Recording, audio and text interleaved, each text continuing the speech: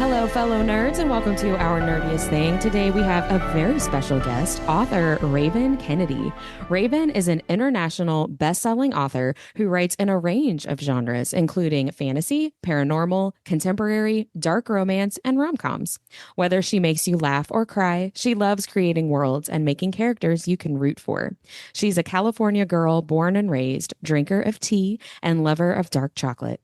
When she's not writing, she can be found binge watching The Office and The Great British Baking Show, or with her nose stuck in a book. Welcome to the podcast, Raven. And before we get started, do want to say these are going to be spoilers for Goldfinch and the Plated Prisoner series in general. So listener beware, or pause and read the books and then press play again. Right. Go buy Raven's books. Yeah. And then come back. But thank you so much for being here. We're so excited to talk with you. Thank you for having me. This is fun. Yeah, this is one of our favorite series, favorite books. We talked about Gold in season 3 of the Our Nerdiest Thing podcast and really love doing that read along. And so, of course, the most recent release is the finale of the whole series, Goldfinch, which is book 6 of the Plated Prisoner series.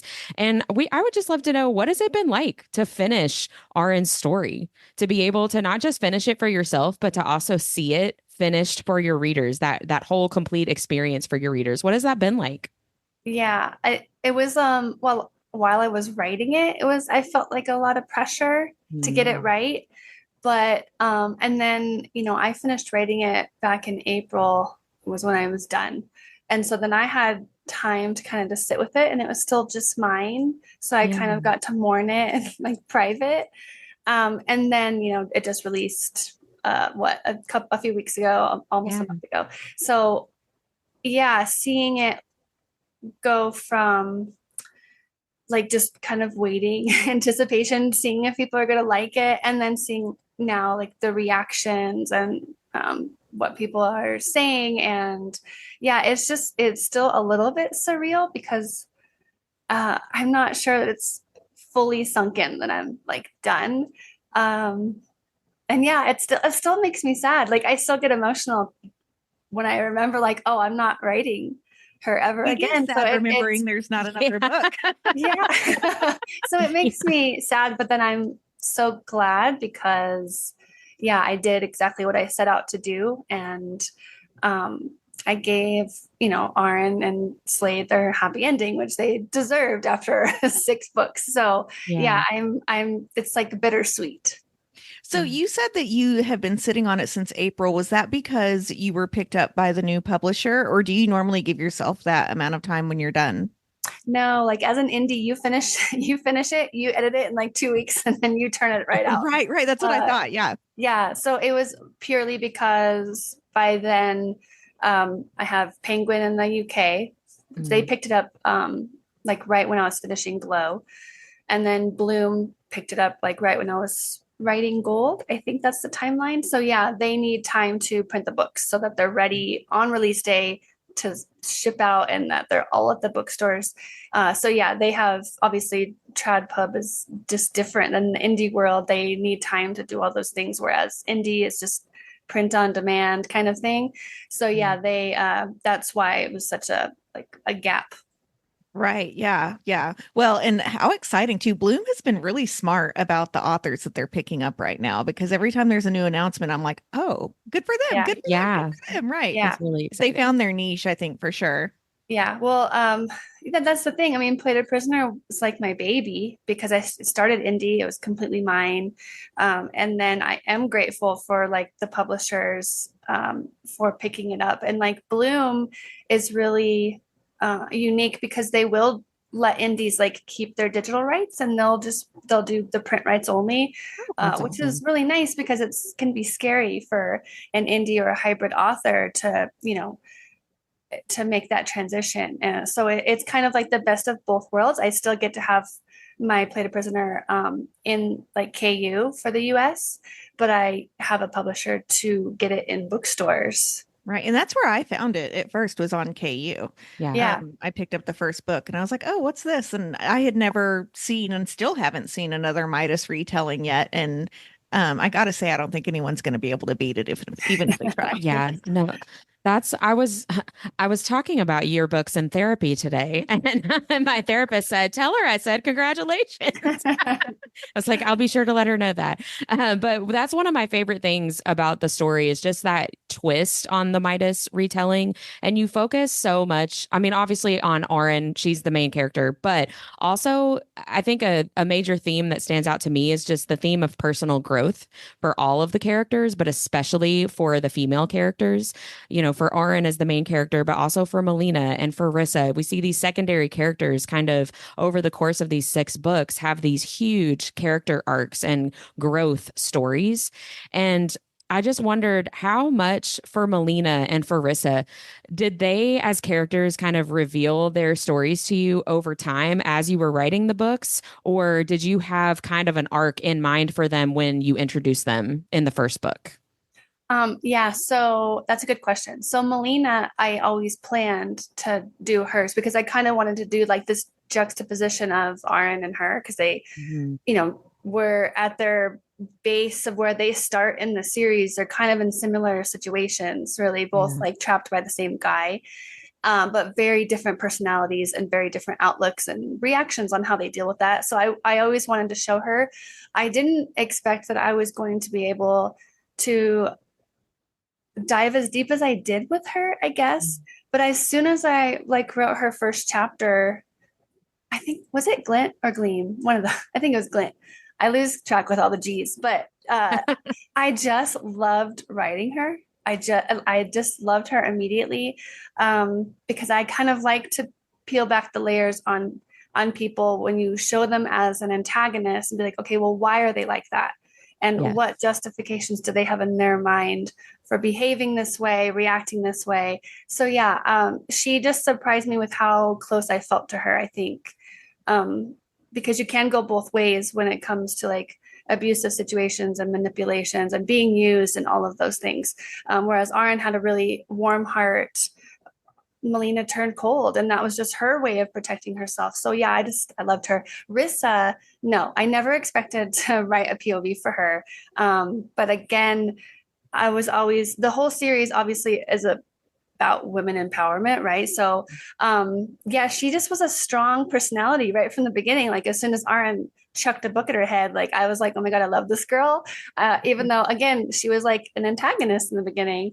And still kind of is. That's just her personality and her kind of jaded soul of what has happened to her, but she grows too in her own way. So yeah, Yeah. I love the three of them. They're so different, but um, again, they had a lot in common too.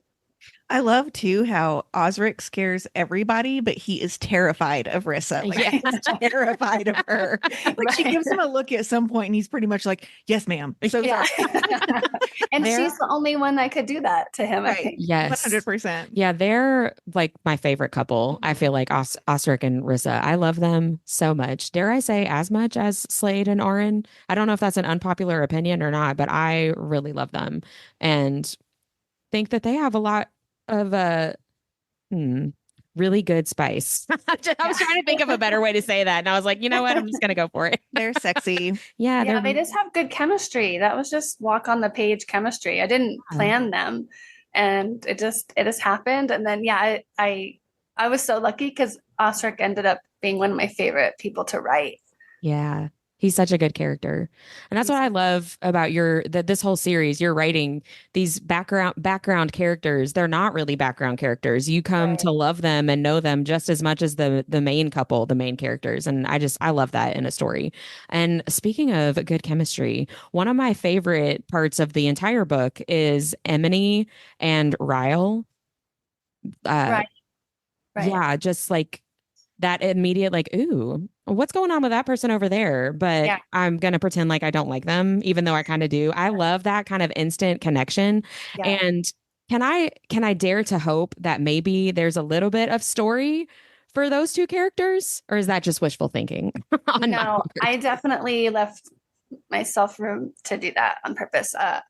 Because probably like mostly selfish because I knew I was like, you know, not going to be able to write Art and Slate anymore. But if I write them, I can still see them. I can Yeah. Right. Right. They're still the no, but neighbors, right? yeah, I didn't. I didn't plan that really. I just, when we met Emily in book 5, I love her again, giving Aaron like really for the first time right away from the start, like a healthy woman friendship with Yeah. Emily. And I just loved their friendship and how that was just easy right from the get-go because she'd never had that before with another woman.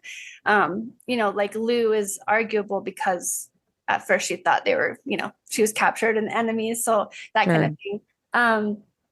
So I was very suspicious of I was just Emily about to say the same thing. We calling were out. we were Yeah. jaded. We were Yeah. jaded by everything. We didn't trust her. Anyone who had been nice to Aaron so far was only doing it for their own gain. right. And so it Yeah. was really hard for me to get into the mindset that Emily's just actually a good friend to have. Yeah. Yeah. Right. And like it really mimics real life. You know what I mean? Like Yeah. women are pitted against each other and you always kind of have like All the a time. defense up. And it for me was kind of eye-opening because I'm like, maybe I need to be a little bit more open. But here's the thing. I've got my best friend right here and my other best friend on the podcast. So we're doing just fine. Yeah. Yeah. Yeah. Some people are just good people. Yeah. Yeah. It's wild, a wild concept. Yeah. Well, can you tell us a little bit about some of your favorite fantasy and romance tropes that you loved weaving into the series? Yeah, I did. Sometimes I'm like, I write it and then someone is like, oh my gosh, it has this trope. And I'm like, oh my God, it does. That was like the 1 tent trope, which I didn't really know it was a trope when I wrote it. But I loved that one and Glint. What else? Like too. forced proximity is good. Enemies to lovers, obvious. That's like the best. What else? I'm blanking. We talked Um, about the books last night when we recorded because we did a villain gets the girl episode. yeah. And it turns out that most of my books are villain gets the girl, and I didn't realize it until I was prepping for the podcast. Common denominator. Yeah. And then when the villain doesn't get the girl, I get kind of mad, actually. You're like, what is this? We don't want those stinking heroes. Right, Yeah. exactly. We don't need the blonde surfer guy. Come on. Yeah. So, if those are your favorite tropes, what are your least favorite tropes that you avoid typically? I don't really like arranged merit. Well, I don't know. I think more of like a reading standpoint. I'm really past like the trials and games and stuff. Mhm. I think probably because I've read so many. So I don't think I'd ever do that again. I did it in Cupidity, but I wouldn't do it again, probably. I'm not super into like friends to lovers. I don't think I would do that. That Yeah. was mine and my husband's trope, so I'm kind of into that. But like some of the things that people like, a lot of people like hate, I'm good with. like surprise pregnancy or something. I love that shit. I don't mind a surprise pregnancy if it's for a reason. I don't like pregnancy in the epilogue because it's not the only way to have a happy ending.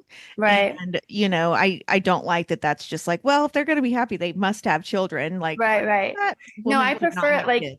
in the girth of the book, Yeah, like yeah. part of the angst. Yeah. Yeah. In Harper Elwood's Coven series, I thought she was going to have a surprise pregnancy in that second book for like a hot minute. And I was like, oh my God, it's actually working. It's working for me. And then I was really kind of disappointed That she you were wasn't wrong. pregnant. Yeah. Yeah. Because there's something like with prophecy with her children and stuff, which I thought was kind of cool. So you brought up cupidity. Can you tell us what, or if, I mean, you just got off tour. So do you have a plan for a next series? Do you know what's upcoming? What's on the docket for the next couple of years, or are you allowed to say? I can say what, what I want, I think. No, there's some things that I can't like say, but I'm not gonna the past 3 years have been really hard with like deadlines and stuff on with my baby and stuff and just trying to make those deadlines and meet those expectations. So I don't want to get myself into that situation again because that was just really stressful and draining creatively.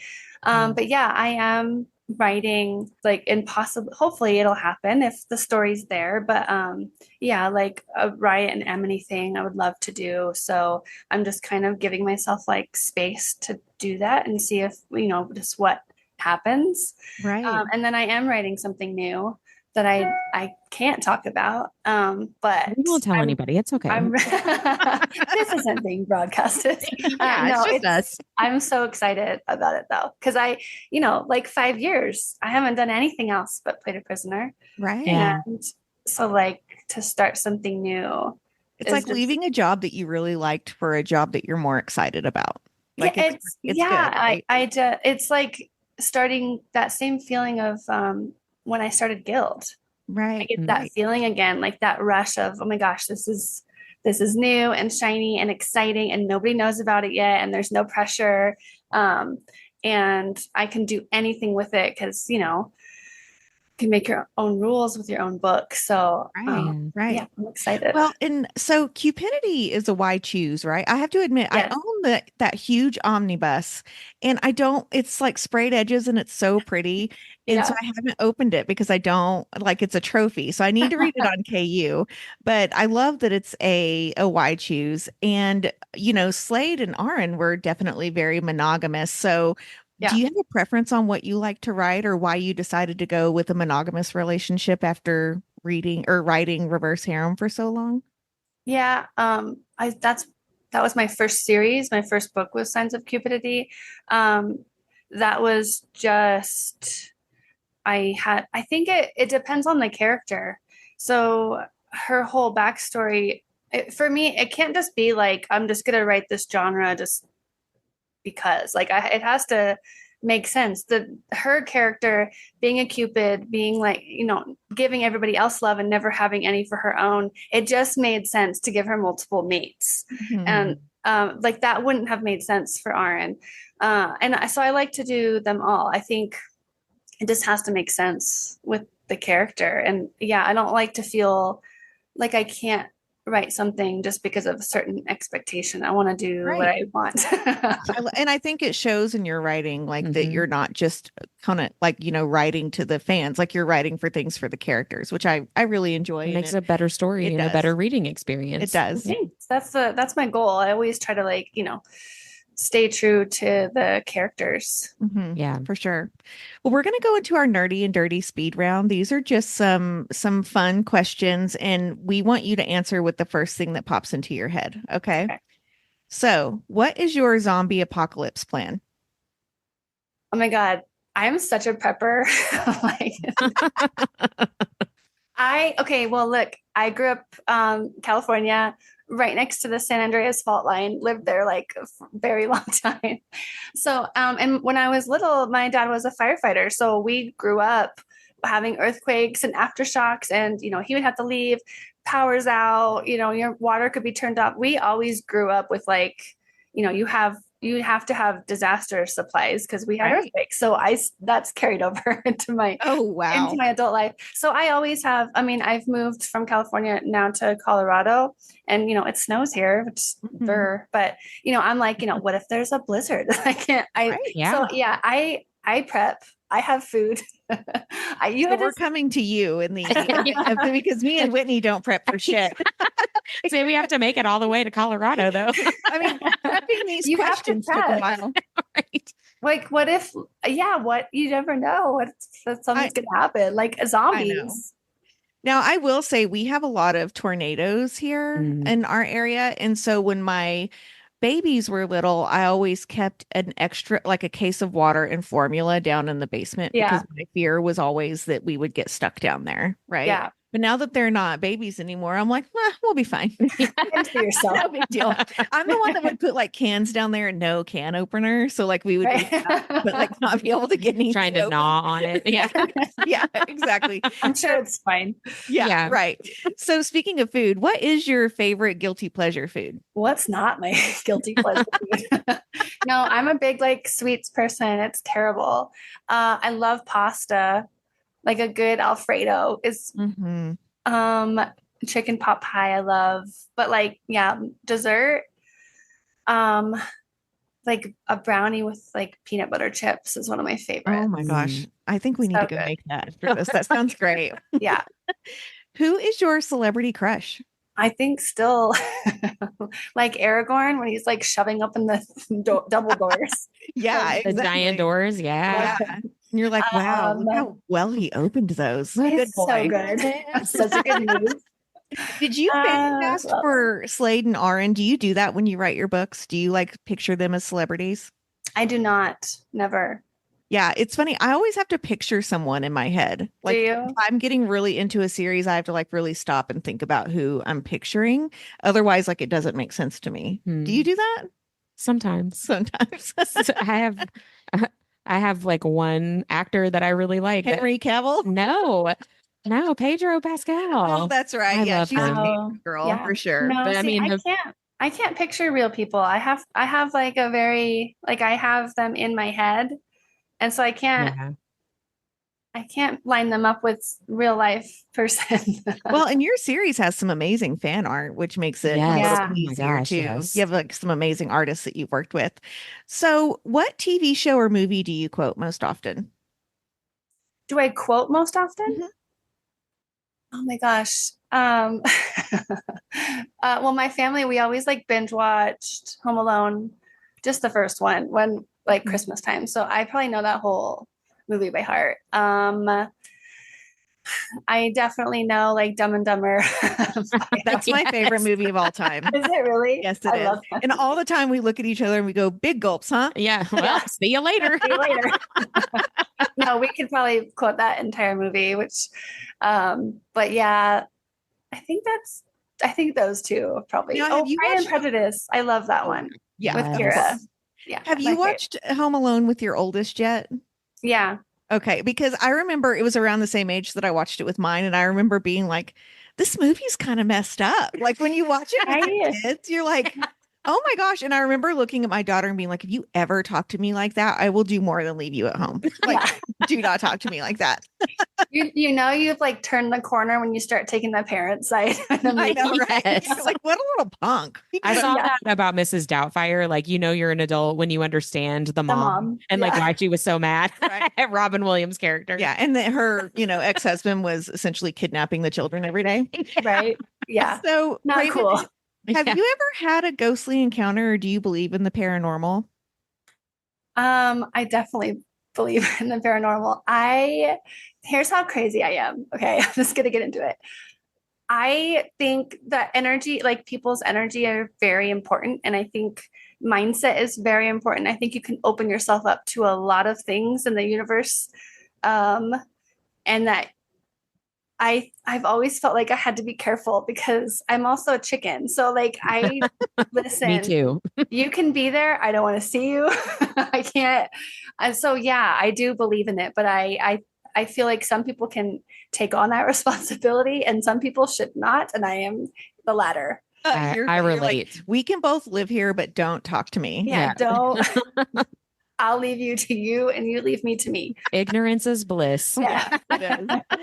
What is your most favorite item in your house?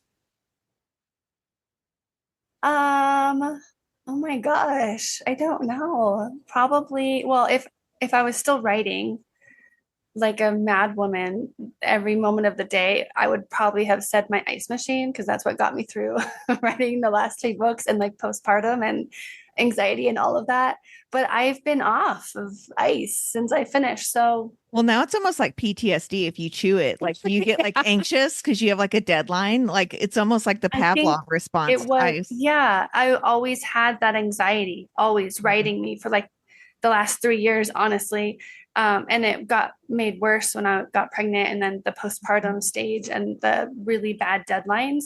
So it was a way for me to like almost ground myself and Right. sit down with the ice and chew it and like just keep myself occupied, I guess. But Yeah. really, like on a deeper level, it really did help me get through that stage. See, Yeah. I turn to like donuts. So maybe I need to try ice. Me too. Okay, final question in this round. What is your comfort read? That's a good one. I don't read a lot of books more than once, but the one that I go back to because it kind of just feeds my soul, honestly. It's very lyrical, it's short, but the moment I read that, like I don't know, I love it, like on a soul deep level. so it's Marcus Zuzak, and I know he's most famous for The Book Thief, but Mhm. my favorite book is called I Am the Messenger. And yeah, you should look it up. It's short. It's not like fantasy romance or anything like that, but just the way he writes is so lyrical and poetic, but simple. And oh my God, it just gives me like the same feeling I get if I read like a piece of poetry that I really connect with. Oh, So cool. yeah, he's my comfort read. Okay, I that's love that. awesome. Okay, so we want to play a little game where we say which wrath gets it. So the wrath, Judd, Osric, Lou, all of your characters. So for each superlative, tell us which character from the Plated Prisoner series would be most worthy of the moniker. Okay, are Okay. you ready? Yep. Most likely to walk in on Aaron and Slade doing it. Probably Judd because he had, no He's sense kind of of boundaries. oblivious. Yeah. Yeah. He's like, whoops, sorry. Hey, a little to Yeah. the left, Slade. Yeah. Doing a good job, buddy. Who's the biggest prankster? Judd. I mean, you could argue Lou too, though, because they do go head to head. But yeah, Yeah, they do. They do. Who would get douchebag of the year? let's see. Okay, if Riot it was the sole like voter, it would be Slade, and if Slade was voting, it'd be Riot. That's a really good point. Good old siblings. Who do you think the most underrated character is? Maybe if it's just Wrath, like definitely the earlier books, I would probably say Riot, just because he didn't really have a sense of identity yet, because he was pretending to be Rip. Right. And then outside of the Wrath, probably Digby, because he's a quiet character. Oh, I love I Digby know, I so love him much. too. My gosh. Okay, so who would get the Rosie Palm Award? And that's the award of the person who's always taking care of business on their own. Who's always taking care of business? Their own business, if you get what I'm saying. Wink, wink. Oh, Some self-love. Who's self-loving more often than not. I mean, probably Riot, right? He's like, well, no one knows who I am. I'm just going to go around this corner real quick. right. He had a lot to work out, a lot of things, A lot of It's got aggression. a lot of a tension. lot of pent up. Yeah. Who would be most likely to run a Ponzi scheme? Run upon what? A Ponzi scheme. Oh, Ponzi scheme, Judd, Yeah, 1000%. 100%. Yeah, Most likely to black out at a party. Judd. Which one would give the best advice? Lou. That's what I was thinking too. And finally, who is the most likely not to pass obedience school? Any of them. Terrible. That's why they're so good at what they do, though. Yeah. You know, like they really understand and respect each other, but they don't. Yeah. I mean, they're there to just get shit done, which I love. Yeah. Yeah. I don't think they would it's their loyalty that gets their plan, but if it was anybody else that they were listening to, they would just not listen. Right. Yeah. They stop getting polite and they start getting real. I feel like Yeah. that's really how they live. Okay, we need a commission of someone drawing the wrath as real world characters. Like Oh, with that that. would be so great. Yeah, we need someone to do that. I'm Make it Dominic Wesson. happen. I'm looking at you. Yeah. Well, Raven, where can readers best connect with you? Is it through social media, your website, or newsletter? I haven't sent like a newsletter for like 2 years. Yeah, the one that I'm most active on is Instagram. So definitely like I'm the one that goes through the comments. I try to go through my DMs, but I don't always see everybody's, but Sure. And that's it's just definitely where at Raven Kennedy, right? Raven Kennedy Books. Raven Kennedy Books. Okay. Yeah. And so, where can we purchase your books? You're on Kindle Unlimited, the Plated Prisoner series, anyway. Are your other books on KU? All of them also, or Yeah, Plated Prisoner and Cupidity were both bought in the UK. So they're only on Kindle Unlimited in the US and Canada. Okay. The rest of my books are all Kindle Unlimited everywhere. And then, yeah, UK, they should be in like all the bookstores, Commonwealth. And then US, yeah, they're all in bookstores, Target, Walmart, Oh, Everywhere. I have the Walmart special edition. Have you guys seen it? Ooh. Oh, I yeah, haven't. It's seen like that. opposite colors. So instead of the Yes, gold fun, it's black. I'm obsessed with it. I love that. Sometimes I'm like, do I really need another copy of this book? And most of the Yes. time, the answer is yes. Yeah, When it looks I that know good. they're so I know. pretty. I know. Yeah, I love that. I'm spending money tonight. I know that. So I know you just got done with your release tour. Do you have any upcoming events or appearances in the works, or are you taking some much deserved time off from appearing in? I'm going to Romantasy BookCon in February, and Oh, that's I'll be in, there. I have oh, a will design you? company, so I'll be there. Yeah, I'll come say Okay, hi. fun. Yeah, I'm going to that one. That's in LA. And then, oh, I'm going to Belfast in June. Oh gosh, that'll be fun. What Or, event is well, that? hold on. Belfast Books and Ball Gown. Oh, okay. Oh, Books and Ball. Oh man. It sounds like they need moderators to me. yeah. Yeah, and I love Ireland, so I'm really excited to go back. Yeah, that'll be super fun. Well, we finish all of our episodes talking about our nerdiest thing of the week. That's the podcast, our nerdiest thing. And a lot of times it is book related because that's who we are, but it can really be anything that you feel like you really nerded out about, whether it was just getting overly excited about something or doing a deep dive for no particular reason. You were just interested in something. We would love to hear what your nerdiest thing of the week is. I am a nerd, I think. You're in the right place. Okay, so one thing that probably most people don't know about me is I'm like I love conspiracies. Like I love them. So I am like mostly my For You page is split right down the middle. It's like book talk and conspiracy talk. So I go down rabbit holes like every day and I love them. What's the craziest conspiracy theory you've heard lately?